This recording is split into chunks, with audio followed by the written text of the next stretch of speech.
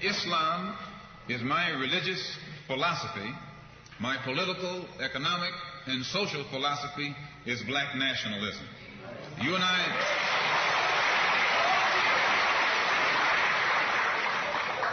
As I say, if we bring up religion, we'll have differences, we'll have arguments, we'll never be able to get together.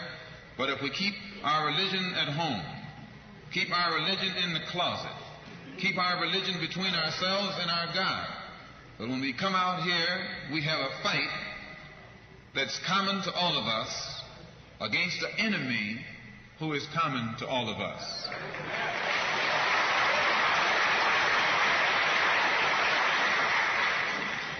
The political philosophy of black nationalism only means that the black man should control the politics and the politicians in his own community.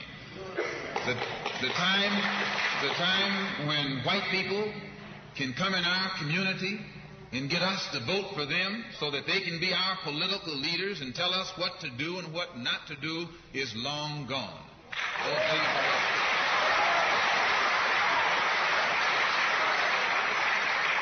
By the same token, the time when that same white man, knowing that your eyes are too far open, can send another Negro into the community, get you and me to support him so he can use him to lead us astray, those days are long gone.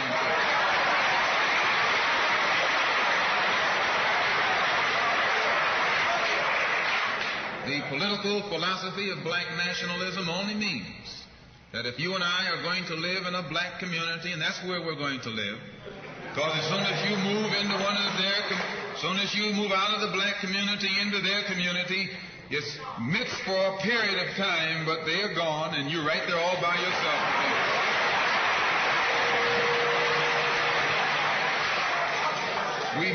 We must understand the politics of our community, and we must know what politics is supposed to produce.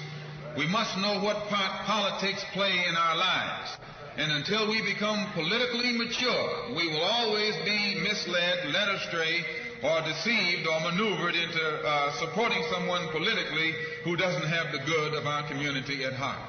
So the political philosophy of black nationalism only means that we will have to carry on a political program of re-education to open our people's eyes, make us become more politically conscious, politically mature.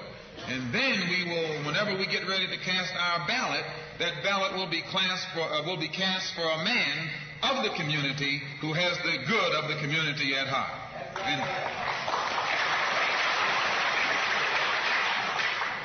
the economic philosophy of black nationalism only means that we should own and operate and control the economy of our community. You would never find, you can't open up a black store in a white community. White man won't even patronize you. And he's not wrong. He got sense enough to look out for himself. And it's you who don't have sense enough to look out for yourself.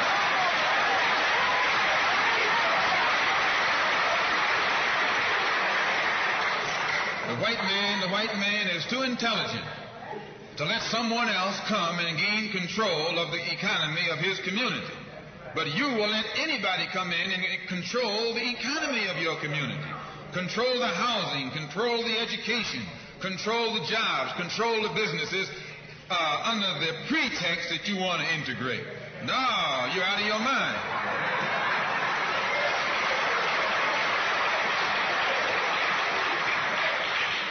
The economic philosophy of black nationalism only means that we have to become involved in a program of re-education to educate our people into the importance of knowing that when you spend your dollar out of the community in which you live, the community in which you spend your money becomes richer and richer.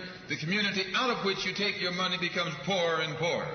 And because these Negroes who have been misled, misguided, are breaking their necks to take their money and spend it with the man. The man is becoming richer and richer, and you're becoming poorer and poorer.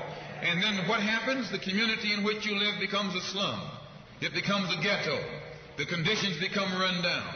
And then you have the audacity to complain about poor housing in a run-down community. Why, you run it down yourself when you take your dollar out.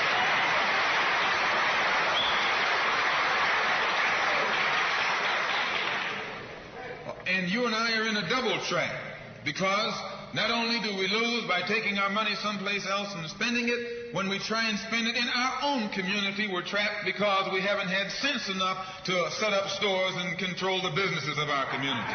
The man who's controlling the stores in our community is a man who doesn't look like we do. He's a man who doesn't even live in the community. So you and I, even when we try and spend our money in the block where we live or the area where we live, we're spending it with a man who, when the sun goes down, takes that basket full of money in another part of the town.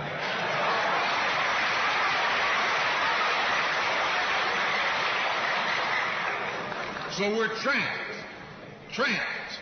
double trapped, triple trapped. Anywhere we go, we find that we're trapped. And every kind of solution that someone comes up with is just another trap.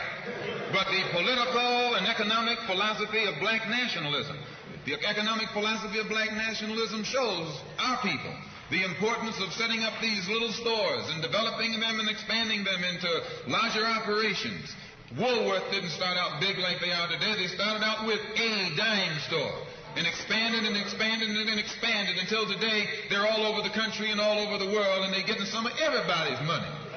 Now this, what you and I in General Motors, the same way, didn't start out like it is. It started out just a little rat race type operation, and it expanded and expanded until today it's where it is right now. And you and I have to make a start. And the best place to start is right in the community where we live.